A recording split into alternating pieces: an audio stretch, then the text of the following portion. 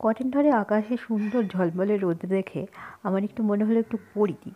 সেই জন্য আমি বিউলির ডাল ভিজিয়ে রেখেছিলাম। এবার শিলে সেটাকে সুন্দর করে পেস্ট করব। দেখো, মিক্সিতে পেস্ট করলেও বড়ি বেশ ভালোই হয়, কিন্তু শিলে পেস্ট করে বড়ি দিলে সেই বড়ির টেস্ট একদম আলাদা হয়। সেজন্য আমি চেষ্টা করি শিলে বেটে বড়ি দিতে। খুব অল্প পরিমাণে বড়ি দেবো, একদম অল্প।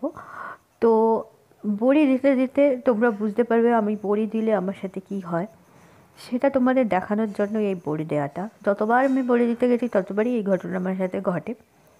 তো তোমরাও দেখতে থাকো, বুঝতে পারবে কী কী ঘটনা আমার সাথে ঘটে থাকে। ডালটা সুন্দর মিহি করে পেস্ট করা হয়ে গেছে। আমি দুটো ভাগে ভাগ করে রেখেছি, ওই দিকটা দেবো না, অল্প করে দিচ্ছি। আকাশে এখনও বেশ সুন্দর ঝলমলে রোদ আছে। আর দেখো, মাখাটা কিন্তু খুব টাইট। এইবার এই যে বেটেছি, এই বাটাটাকে খুব ভালো করে ফাটাতে হবে। কেউ ফাটানো বলে, কেউ ফেনানো বলে, বা যাই হোক, এইটা এরকম করেই যেতে হবে প্রায় 8 ঘন্টা থেকে 45 মিনিট ধরে। ফেনাতে ফেনাতে যেটুকুনি দেখছো তার ডবল হয়ে যাবে, আর একদম হালকা হয়ে যাবে। প্রথমে ফেনাতে গেলে হাতে খুব টাইট লাগবে, তারপর একদম হালকা হয়ে যাবে।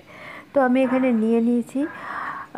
এবার আমি এটাকে সুন্দর করে বড়ি দেবো। বড়ি দেওয়াও হয়ে গেছে। দেখো কত কম বড়ি দিয়েছি, আমি গুনেও রেখেছি 29টা বড়ি হয়েছে।